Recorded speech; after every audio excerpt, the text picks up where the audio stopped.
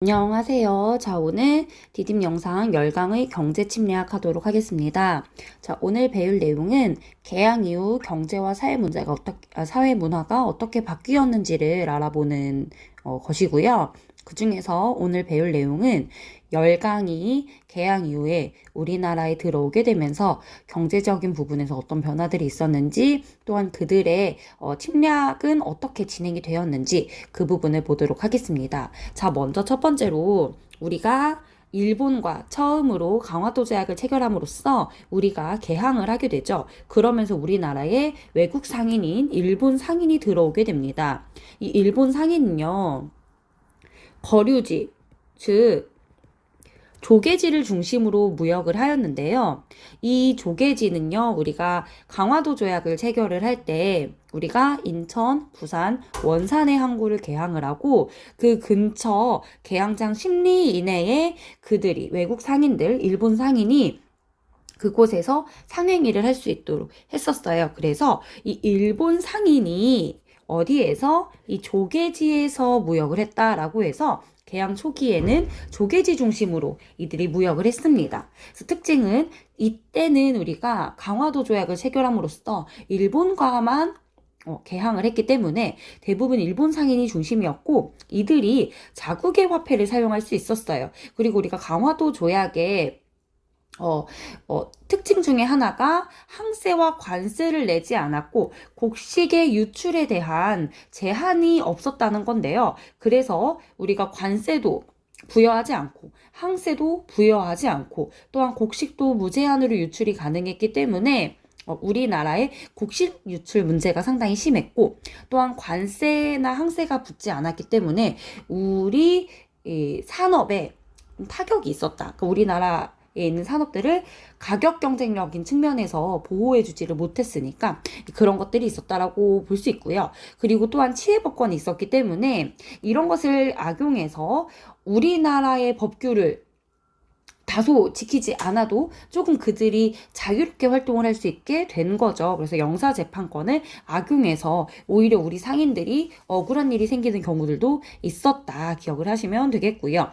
또한 이때 특징은 조개지에서만 무역이 가능했어요. 그 항구를 열고 항구의 10리 이내에서만 외국 상인이 무역을 할 수 있었기 때문에 이 개항장에서만 무역이 가능해서요. 실제로 우리나라 내륙 지역에 이들의 물건이 들어올 때는 조선인 중개 상인인 객주나 역약을 통해서 무역이 가능했기 때문에 이 조선의 상인들이 이 중개 무역을 통해서 부를 축적하는 일들이 생겨나게 되었습니다. 그래서 이때는 이제 우리 상인들이 그래도 나름 일본의 물건을 들여오고 일본의 물건을 팔면서 상인들이 좀 이렇게 수행하는 역할들이 있어서 이를 통해서 상인들이 발전을 하기도 했다라는 점을 알 수 있고요. 그리고 이때 일본은 영국에서 생산된 공장제 면직물을 싸게 들여와서 그것을 조선에 팔았고요. 또한 조선에 있는 곡물들을 사갔습니다. 그래서 이거를요. 보시면 미면 교환 체제라고 하는데요. 보시면 면직물을 조선의 곡물과 바꾸는, 그래서 이게 미죠, 쌀, 그리고 미면 교환 체제라고 하는 거예요. 그래서 일본은 면을 수출하고 곡식을 수입하는, 우리로 보면은 면을 수입하고 곡식을 수출하는 이런 미면 교환 체제였던 거죠. 이것의 특징은 무엇이냐? 곡물의 유출이 상당히 심해지게 돼요. 그래서 농촌에서 곡물 가격이 폭등을 하게 되면서, 왜냐면 우리나라의 곡물의 수가 줄어들게 되잖아. 그러면서 민중들이 굶주림에 시달리게 되고요. 또한 싼 가격에 공장제 면직물이 들어오게 되면서 기존의 전통적이었던 수공업 면직물 공업이 타격을 입게 됩니다. 그래서 우리나라가 이러한 수공업은 오히려 타격을 입고, 그리고 곡물 유출은 심해지게 되니까 전체적으로 굶주림에 시달리게 되는, 그리고 물가가 상승하게 되는 이러한 문제점이 있었다. 그래서 이 이후에 우리가 조약을 개정해서 방공령을 내릴 수 있게 함으로써 각각의 여러 지역에서 방공령을 막 내렸죠. 근데도 일본이 이런 저런 구실로 삼아서 방공령을 다시 철회하게 하고, 이러한 외국 상인들이 들어오고 나서 우리 농민들, 특히 하층민들이 많이 힘들게 되면서 이것에 대한 이제 반발로 일어났던 게 이모군란도, 이런 이유가 없다라고 볼 수는 없고요. 또한 동학농민운동도 이러한 것들이 그 이유로 작용을 했다라고 볼 수가 있겠죠. 자, 근데 이게 이제 1876년부터 1882년 초까지라면 1882년에 이제 무슨 조약이 체결이 되냐? 조청상민 수륙 무역장정이 체결이 됩니다. 이것의 내용은 바로 무엇이냐? 청나라 상인이 서울에서 가게를 열 수 있게 됐고요. 또한 허락이 있을 경우에는 내지에 들어와서 무역을 할 수 있게 됩니다. 즉, 조청상민 수륙무역장정이 체결된 이후에 내지 무역을 허용을 하게 되는 거죠. 그래서 이 내용이요, 교과서에 나와 있는데요. 조금 더 확대를 해서 보도록 하겠습니다. 잘 보이시죠? 보면은 이 자료 1이 조청상민 수륙무역장정의 내용인데요. 보시면 청해 상무위원을 서울에 파견하고 어쩌고저쩌고 내용 보시고, 2조 같은 경우는 청해 상무위원이 청상인의 재판권을 행사한다는 거니까 영사재판권이랑 비슷한 치외법권을 얘기를 하는 거고요. 제4조 같은 경우를 보시면 서울의 양화진, 그리고 한성에 영업소를 개설하고, 또한 내륙에서 토산물을 구입하는 행위, 이 내지 재판이 필요한 경우에는 지방관의 허가를 받는다. 즉, 서울에 가게를 낼 수 있는 거야. 그쵸? 그리고 내지로 화물을 운반하는 것은 어떨 때 지방관의 허가가 있을 때는 구입하거나 할 수 있다라는 거죠. 즉, 여기는 허락하지 않는다라고 하지만 허가를 받으면 가능하다는 얘기니까, 즉, 청나라 상인이 내륙에 들어와서 물건을 사고 팔 수 있게 하는 거죠. 다시 축소할게요. 그래서 이모군란 이후에 청상인의 내지 무역이 허용이 되고, 또한 우리가 일본과 조약을 체결을 하는데 이게 조일통상장정이에요. 이 조일통상장정에서 뭐가 들어오냐면 최혜국 대우 조항이 들어오게 됩니다. 최혜국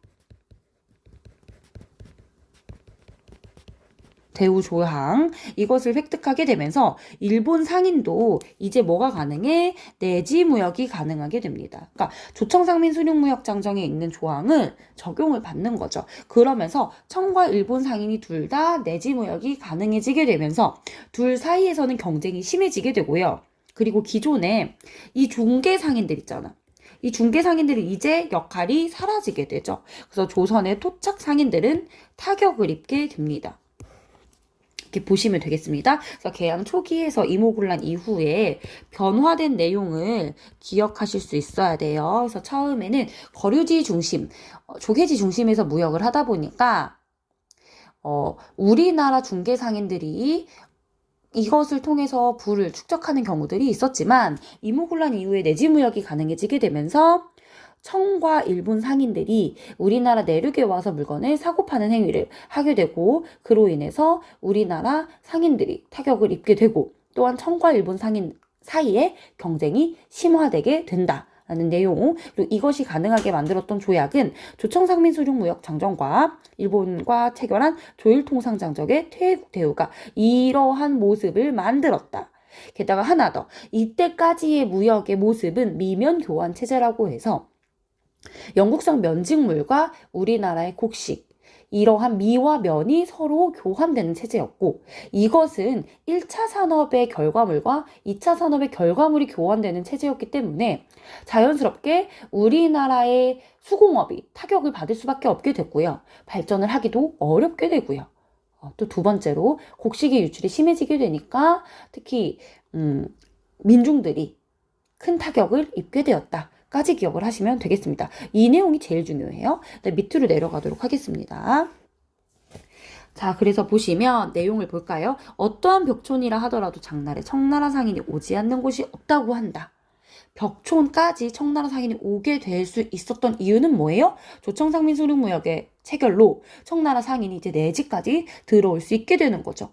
그래서 안성시장에 청나라 상인이 늘어나 점차 상권을 폐업한 자가 늘었다. 이것은 우리나라 상인들이 이 청상인의 내지 무역으로 큰 타격을 입게 되었다는 것을 보여주는 거죠. 게다가 일본이 최애국 대우를 받은 이후에는 일본의 상인까지도 이렇게 들어오면서 우리나라 상인들이 더 큰 타격을 입었다는 것을 알 수 있죠. 그리고 보시면 일본의 수출입 상품의 비중이라고 되어 있는데 현재 수출은 쌀, 그러니까 우리는 미, 그쵸? 미를 수출하고 뭐를 가지고 오는 거예요? 면을 가져오는 거죠. 그래서 미와 면이 서로 교환되는 미면 교환 체제였다. 이 미면 교환 체제 다시 한번 얘기하지만 우리가 면 제품을 싼 가격에 들어오게 되면서 수공업은 타격을 입게 되고 쌀의 수출이 너무 심하게 다 유출이 되니까 곡물 가격이 오히려 우리나라에서는 폭등하는 그런 상황이 벌어지게 됐다라는 거 기억을 해두시면 되겠습니다. 자, 그 다음에 청과 일본의 무역액, 우리 조선을 상대로 하는 무역액의 이러한 변화를 보자면 처음에는 일본이 많았어요. 그쵸? 청은 적었고요. 근데 청의 이런 무역액이 점점 어떻게 돼요? 증가하게 되죠. 1892년인데요. 1894년에 우리 무슨 일이 일어났지? 청일전쟁이 일어났죠. 이 청일전쟁은 청과 일본 사이에 이 조선을 둘러싼 이 갈등이라고 볼 수가 있는데 이 갈등의 원인 중에 하나는 이 경제적인 부분에서 청의 세력이 점점점 올라오게 되는 것도 하나의 이유라고 볼 수 있고요. 1894년 청일전쟁, 1895년에 이것이 끝난 이후에 어떻게 됐을까? 이 청의 무역은 휙 줄어들고 위에 보세요. 일본의 무역이 독점이 됐을 것이라는 걸 우리는 유추할 수 있습니다. 실제로 그렇게 됐고요. 밑으로 내려가도록 하겠습니다. 자, 그래서요. 선생님이 얘기했던 것처럼 곡물의 대량 유출로 지주는요, 땅을 가지고 있는 사람들이니까 당연히 부를 축적해. 왜냐면 자기 것을 파는 거니까. 그래서 이것을 가지고서 다시 토지를 삼으로써 지주제는 강화되게 되고요. 그런데 우리나라의 곡물이 유출되다 보니까 자연스럽게 우리나라의 곡물이 부족해지는 상황이 되고 수요는 그대로인데 공급이 줄어드니까 어떻게 가격이 상승하게 되면서 농민들이 힘들어지는 상황이 발생하게 되고요. 또한 지주가 소자기를 수탈하는 것들이 심해지게 되면서 농민들이 돈이 없으니까 돈을 빌려. 그래서 이런 고리대에 시달리던 농민들이 돈이 빨리 필요하니까 어떻게 돼? 익지 않은 벼를 미리 일본에게 싸게 판매하는 이런 걸 이제 입도선매라고 하거든요. 기억할 필요는 없고요.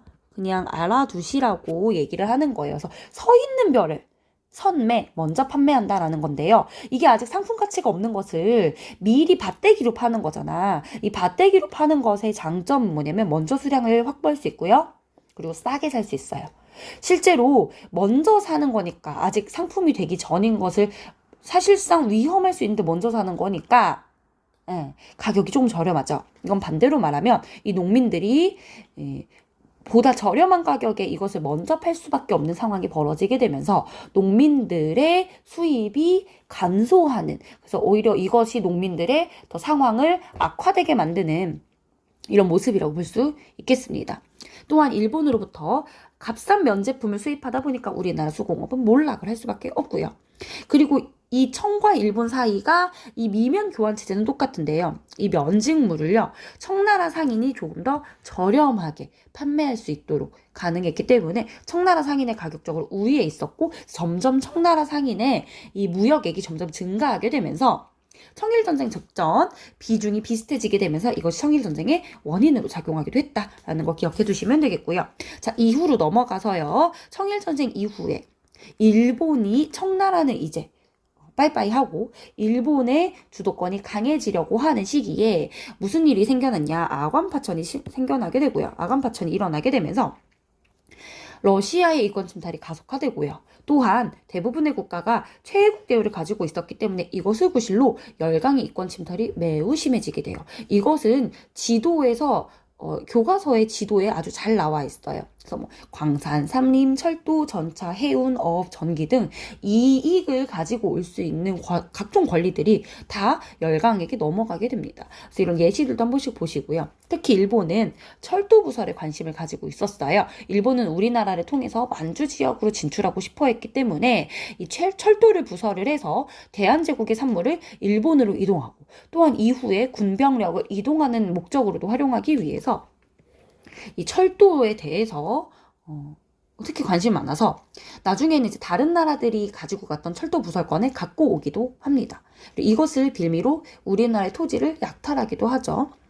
자, 그 다음에 일본의 이권 침탈을 보자면, 자, 먼저 재정을 장악을 하게 되는데요. 이 재정 장악의 내용은 일단 세관 업무도 위탁받아서 관리를 하고, 우리나라에 적극적으로 차관을 제공해서 재정을 예속화시키려고 하고요. 또한 일본이 금융적으로 지배하기 위해서 자신들의 은행권, 화폐를 우리나라에서 유통을 하고, 우리나라의 메인 화폐로 사용을 하게 하려 합니다. 그래서 1905년에 우리가 1904년에 제1차 한일협약으로 우리나라에 재정고문을 온 메가타라는 사람이 있는데 이 사람이 화폐 정리 사업을 합니다. 이건 뭐냐면 기존의 상평통보와 백동화를 정리해서요. 뭘로 바꾸는 거야? 일본의 제1은행권으로 교환을 하는 거예요. 이렇게 정리를 하는 거죠.